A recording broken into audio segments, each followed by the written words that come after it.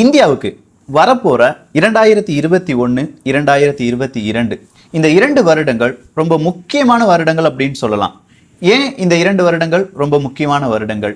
BRICS மாநாட்டில் India என்னென்ன பேசினாங்க, மற்ற நாடுகள் இந்தியாவுக்கு எந்த மாதிரியான சிக்னலை காணிச்சிருக்காங்க, இப்படி பல்வேறு விதமான டீட்டெயில்ஸ் தான் இந்த ஒரு பதிவில் பார்க்க போகிறோம். அன்பு தமிழஞ்சங்களுக்கு தமிழ் பொக்கிஷத்தின் வணக்கங்கள்.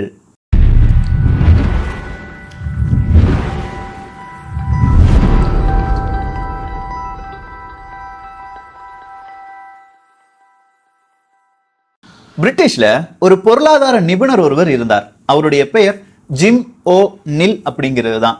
இந்த ஜிம் ஓ நில் தான் 2015 2016 இந்த ஒரு காலகட்டத்தில் பிரிட்டிஷின் வணிக செயலாளராக இருந்தார். அது டேவிட் கேமரூனுக்காக இருக்கட்டும், அப்படி இல்லைன்னா தெரேசா மாவுக்காக இருக்கட்டும், இவர் ரொம்ப பெரிய அளவில் இந்த பொருளாதாரத்தில் எல்லாமே புகுந்து விளையாடக்கூடிய ஒரு நபர். அப்படிப்பட்ட ஒரு நபர் 2001 வருடம் ஒரு கட்டுரையை எழுதுகிறார் கோல்டன் சாக்ஸ் அசெட் மேனேஜ்மெண்டின் சார்பாக. அந்த கட்டுரையில் ஒரு 4 எழுத்து வார்த்தை குறிப்பிடப்பட்டுள்ளது, BRIC அப்படிங்கிறது தான். So BRIC Brazil, Russia, India, China, இந்த 4 நாடுகள் தான் வரப்போற 10 வருடங்கள் அப்படி இல்லைன்னா 30 வருடங்கள் உலகை ஆளப்போகும் நாடுகள். அவர்கள் தான் மொத்த உற்பத்தியில் கிட்டத்தட்ட ஒரு 20% பிடித்துக் கொள்வார்கள், வெறும் 4 நாடுகள் சேர்ந்து. ஸோ அந்த 4 நாடுகள் நினைப்பது தான் இந்த உலகம் செய்யும் அப்படிங்கிற மிக முக்கியமான ஒரு உண்மையை சொல்லிவிட்டார். இது நடந்தது 2001 வருடம். ஸோ 2006 வருடம் இந்த 4 நாட்டு தலைவர்களும் ஒரு மீட்டிங்ல, அது UN ஐநா சபை நடத்திய ஒரு மீட்டிங்ல சும்மா ஒரு மீட்டிங் மாதிரி போடுறாங்க. ஏன் நம்ம 4 பேரும் சேர்ந்து பிரிக் அப்படிங்கிற ஒரு கூட்டமைப்பை தொடங்கக்கூடாது? அந்த கூட்டமைப்பை தொடங்கி, ஏன்னா ஆல்ரெடி அவர் சொல்லிட்டாரு, இது உலகம் ஃபுல்லா தெரியும், நம்ம தான் இப்போ ஜிடிபில எல்லாம் கூடுதலா இருக்கும், உலக மக்கள் தொகையில் கிட்டத்தட்ட ஒரு 30% மக்கள் தொகை இந்த 4 நாடுகள்ல தான் இருக்கு. ஸோ நம்ம என்ன செய்யலாம், கூடுதல் ஏதாவது செய்யலாம் அப்படிங்கிற ஒரு மீட்டிங்கை போடுறாங்க. 2006 போடப்பட்ட இந்த மீட்டிங் 2009 வருடம் தான் பிரிக் அப்படிங்கிற ஒரு மாநாடு என்பது நடத்தப்படுகிறது. முதல் மாநாட்டை ரஷ்யா தலைமை தாங்குகிறது. இப்படி ஒவ்வொரு வருடமும் இந்த தலைமை என்பது மாறுபட்டு கொண்டே இருக்கும். கடைசியா 2019 நேற்று 13-14 நவம்பர் 13-14 இந்த தினங்களில் நடந்த இந்த பிரிக்ஸ் மாநாடு அப்படிங்கிறது பிரேசில்ல வச்சு, பிரேசிலியா அப்படிங்கிற ஒரு இடத்துல வச்சு நடைபெற்றது.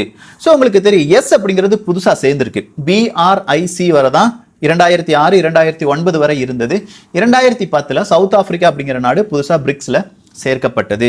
ஸோ இந்த 5 நாடுகள் தான் இப்போ பிரிக்ஸ் அப்படிங்கிற கூட்டமைப்பில் இருக்கின்றன. இந்த 5 நாடுகள் ஒவ்வொரு வருடமும் ஒவ்வொரு இடத்துல வச்சு 5 நாட்டு தலைவர்களும் அவர்களுடைய உப பிரதிநிதிகளும் எல்லாருமே வந்து பேசிக்கொள்வார்கள். இப்படி பேசுவது அப்படிங்கிறது இந்தியாவில் 2016 வருடம் நடந்தது. ஸோ இந்தியாவில் வச்சு பிரிக்ஸ் மாநாடு நடைபெறுகிறது அப்படின்னு சொன்னா அதுக்கு தகுந்தது போல இந்தியாவின் உள்கட்டமைப்பு மாற வேண்டும். இந்தியாவில் இருக்கிற தொழில் நிறுவனங்கள் இருக்க பாருங்க, அவங்கெல்லாம் சேர்ந்து ஒரு மீட்டிங்கை போடணும். இந்தந்த தலைவர்கள் இப்படிலாம் பேசுவாங்க, நம்ம எந்த மாதிரியான விஷயங்களும் முன்னெடுத்து செல்ல வேண்டும், இந்த மாதிரி நிறைய விஷயங்கள் டிஸ்கஸ் பண்ண வேண்டியிருக்கும். அதே ஒரு நிலைமை தான் இப்போ இந்தியாவுக்கு 2021 வரப்போகிறது. பிரிக்ஸ் மாநாடு என்பது இந்தியாவில் வைத்து நடைபெற போகிறது. ஸோ 2021க்குள் கண்டிப்பா இந்தியாவின் பெயர் அப்படிங்கிறது மேலோங்கி நிற்க வேண்டும். அப்படி இருந்தால் மட்டும்தான் இந்த 2022 G20 அப்படிங்கிற ஒரு மாநாடும் இந்தியாவில் வைத்தே நடைபெற போகிறது.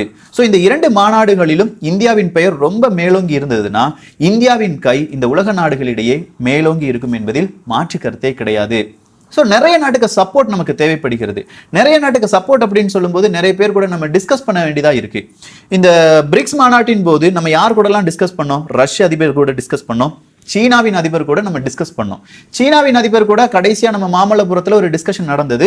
அதன் பிறகு நம்ம ஆர்செப் அப்படிங்கிறத பார்த்தோம். அந்த ஆர்செப்ல அந்த வர்த்தக கூட்டுமுறை அப்படிங்கிறதுல நம்ம கையெழுத்து போடல. சோ நம்ம மட்டும் கையெழுத்து போட்டிருந்தோம்னா ஆர்செப் அப்படிங்கிற உடன்படிக்கை எட்டப்பட்டு இருக்கும். நம்ம கையெழுத்து போடாதனால ஆர்செப் அப்படிங்கிறது இப்போதும் ஒரு முடக்க நிலைமையிலேயே இருக்கிறது. ஸோ எல்லாருக்குமே ஒரு டவுட் இருந்துச்சு, ஆர்செப்ல இந்தியா கையெழுத்து போடல, சீனா கூட ஏதாவது பேசுவாங்களா, அவங்களுடைய ட்ரேட் எப்படி இருக்க போகுது, வர்த்தகம் எப்படி இருக்க போகுது, இந்த ஒரு டவுட் இருந்துட்டே இருந்துச்சு. கடைசியா பார்க்க போனா நம்ம சீனா அதிபரும் இந்தியாவின் பிரதமரும் இந்த பிரிக்ஸ் மாநாட்டின் போது பேசி 2 பேரும் ஒரே மாதிரியான ஒரு கருத்தை வெளியிடுகிறார்கள்.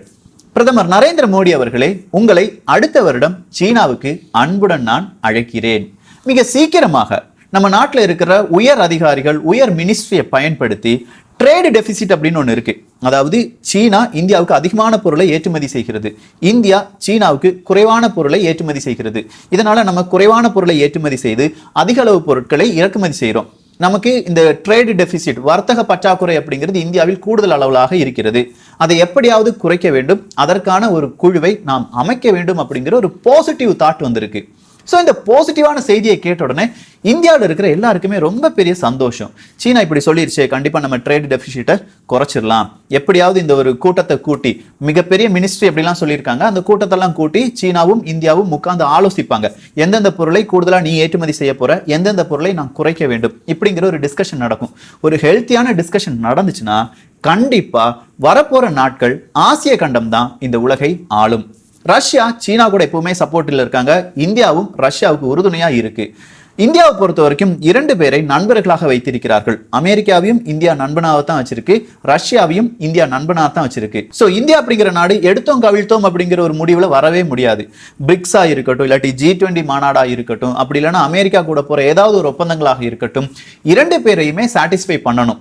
ஒரு கட்டத்துக்கு மேல இந்தியா ரொம்ப பெரிய நல் மதிப்புடன் இப்போதும் இருப்பதற்கான காரணம், எந்த ஒரு யுத்தம் வந்தாலும் இந்தியா உடனே நான் இவனுக்கு சப்போர்ட் பண்றேன், அவனுக்கு நான் சப்போர்ட் பண்ணல அப்படிங்கிற டைரக்டா சொல்லவே மாட்டாங்க. நாங்க அமைதியா இருக்கோம், நீங்களே சண்டையை போட்டு தீர்த்துக்கோங்க. இதுதான் இந்தியாவின் ஃபார்முலாவா இருக்கு. இது எல்லாருக்குமே பிடிக்கிற ஒரு ஃபார்முலா கூட. ஏன்னா பின்னாடி நின்று நோண்டி விடுறது, அவனுக்கு எதிராக இவனை பேச வைக்கிறது அப்படிங்கிற ஒரு விஷயத்தெல்லாம் இந்தியாவுக்கு பெரிய நாட்டம் ஒண்ணுமே கிடையாது. இவ்வளவுதான் இந்த பிரிக்ஸ் மாநாட்டுல நடந்ததா, நடக்க போகிறதா அப்படின்னு கேட்டா கிடையவே கிடையாது. பிரிக்ஸ் மாநாடு தொடங்கினதிலிருந்து இன்று வரை தீவிரவாதம் அப்படிங்கிறதுக்கு எதிரான பல நிலைப்பாடுகளும் எடுக்கப்பட்டுள்ளன. இந்த 2019 நடந்த பிரேசிலியா டிக்ளரேஷன், இந்த 2019 நடந்த பிரிக்ஸ் மாநாட்டின் ஒரு அறிக்கை அப்படின்னு சொல்லலாம். அதை தான் பிரேசிலியா டிக்ளரேஷன் அப்படின்னு சொல்லி அழைக்கிறார்கள். அதுல என்ன சொல்லியிருக்கு, தீவிரவாதத்திற்கு எதிராக பிரிக்ஸ் நாடுகள் ஒன்றிணைய வேண்டும். சோ குறிப்பா இதுல பிரதமர் நரேந்திர மோடி அவர்கள் பேசினது ஹைலைட்டடா இந்தியா முழுவதுமாக போட்டு காண்பிக்கப்பட்டது. அது என்ன அப்படின்னா, தீவிரவாதத்தை வச்சு மட்டுமே இந்த உலகத்துல நடக்கிற பலவிதமான வர்த்தகம் என்பது குறைகிறது. வளரும் நாடுகளுடைய வர்த்தகம் 1.5% 2.4% வரை குறைகிறது. எனவே தீவிரவாதத்தை நாம் கட்டுப்படுத்த வேண்டும். சுமார் 1 ட்ரில்லியன் அளவுக்கு நமக்கு நஷ்டம் வருகிறது. தேவையில்லாம நம்ம பணத்தை செலவழிக்கிறோம். அதாவது 75 லட்சம் கோடி ரூபாய் அந்த அளவுக்கு நம்ம வேஸ்ட் பண்ணிட்டு இருக்கோம் தீவிரவாதத்திற்காக. சோ அதை எப்படியாவது அடியோடி நிறுத்த வேண்டும், இல்லாட்டி கட்டுப்படுத்த வேண்டும் அப்படிங்கிற ஒரு முடிவுக்கு வந்திருக்காங்க. வேறொரு அறிவிப்பையும் இந்திய நாட்டு பிரதமர் சொல்லியிருக்கிறார். இந்தியா இப்போ தொழில் தொடங்குவதற்கு மிக உகந்த நாடாக இருக்கிறது. எனவே பிரிக்ஸ் நாட்டை சேர்ந்த பல நாடுகளும் இந்தியாவில் என்ன செய்யணும், ரொம்ப பெரிய முதலீடுகளை செய்ய வேண்டும். சோ இந்த முதலீடுகள் அப்படின்லாம் சொல்லும் போது மறுபடியும் வேறொரு வார்த்தையும் பிரதமர் அவர்கள் சொல்லியிருக்காங்க. 2020க்குள்ள நியூ டெவலப்மெண்ட் பேங்க் அப்படிங்கிறதுக்கு கீழே இந்தியாவில் தொடங்கப்படும் அப்படின்னு சொல்லியிருக்காங்க. சோ இதுல புதுசா ஒரு விஷயத்தை நம்ம படிக்க போறோம், நியூ டெவலப்மெண்ட் பேங்க். இந்த நியூ டெவலப்மெண்ட் பேங்க் அப்படின்னா உலக வங்கியெல்லாம் நமக்கு தெரியும், அதே மாதிரி ஒரு வங்கி தான் நியூ டெவலப்மெண்ட் பேங்க். இதை பிரிக் டெவலப்மெண்ட் பேங்க் அப்படின்னு சொல்லி அழைப்பார்கள். ஸோ இந்த நியூ டெவலப்மெண்ட் பேங்க் அப்படிங்கிறதுக்கு ஒரு அச்சாணி எல்லாமே நம்ம போட்டுட்டோம். இப்போதும் அந்த பேங்க் அப்படிங்கிறது நிறைய பேருக்கு கடன்லாம் கொடுத்துட்டு இருக்கு. இந்த 5 நாடுகளும் இந்த பேங்குக்கு ஷேர் ஹோல்டர்ஸ். 5 நாடுகள் கையிலையும் 20% வச்சு ஷேர் இருக்கு. யாருக்குமே வீட்டோ பவர் அப்படிங்கிறது கிடையாது. எனக்கு அது வேணும், சீக்கிரமா இதை செய் அப்படிங்கிற பவர்லாம் யாருக்குமே கிடையாது. எல்லாருமே சமம். ஸோ இந்த புதுசா இந்த நியூ டெவலப்மெண்ட் பேங்க் அப்படிங்கிறது தொடங்கியிருக்காங்கன்னா, இந்த பிரிக்ஸ் மாநாட்டில் இருக்கிற நாடுகள் அவர்களுடைய பணத்திற்காகவும் அவர்களுடைய இன்ஃப்ராஸ்ட்ரக்சருக்காகவும் அவர்களுடைய முதலீடுக்காகவும் இந்த வங்கியை பயன்படுத்தி கொள்ளலாம். ரொம்ப இன்ட்ரெஸ்டிங்கான விஷயம், 2001 ஜிம் ஓ நில் அவர்கள் சொன்னார்கள், இந்த 4 நாடுகள் தான் மிகப்பெரிய நாடுகளாக மாறப்போகின்றன. அதே தான் இப்ப நடந்துட்டு இருக்கு. ஸோ இந்த நியூ டெவலப்மெண்ட் பேங்க் அப்படிங்கிறது மட்டும் ரொம்ப பெரிய அளவில் செயல்திறனுக்கு வந்து விட்டால் என்றால் இந்த வேர்ல்டு பேங்க் அப்படிங்கிறது இல்லாம போயிடும். ஏன்னா நிறைய பண பரிவர்த்தனைகள் இந்த நியூ டெவலப்மெண்ட் பேங்க்லயே நடைபெறுவதற்கான வாய்ப்புகள் இருக்கு. இப்போதைக்கு நியூ டெவலப்மெண்ட் பேங்க்ல $100 பில்லியன் அமெரிக்க டாலர் இருப்பாக வைத்திருக்கிறார்கள் எல்லா நாடுகளுமே சேர்ந்து. அதை 500 பில்லியனாக மாற்ற வேண்டும். நம்முடைய கடன் கொடுக்கும் திறனை அதிகரிக்க வேண்டும். பல உலக நாடுகளை இந்த பேங்குக்குள்ள சேர்க்கணும். எல்லா உலக நாடுகளுக்கும் அவரவர் கணக்கு, அவரவர் பணம் வழியாக கடன் கொடுக்க வேண்டும். US டாலர் வழியோ யூரோ வழியோ நம்ம பணம் கொடுக்க வேண்டாம் அப்படின்னு சொல்லியிருக்காங்க. அதாவது இப்போ இந்தியாவுக்கு சீனால ஒரு தொழில் தொடங்கணும். நம்ம என்ன செய்வோம், நார்மலா வேர்ல்டு பேங்க்ல போனா டாலரை நமக்கு தருவான். டாலரை தரும்போது நம்ம அதுக்கு தகுந்தது போல நம்ம பணத்தை கூடுதலாக அவனுக்கு கொடுக்க வேண்டியதா இருக்கு.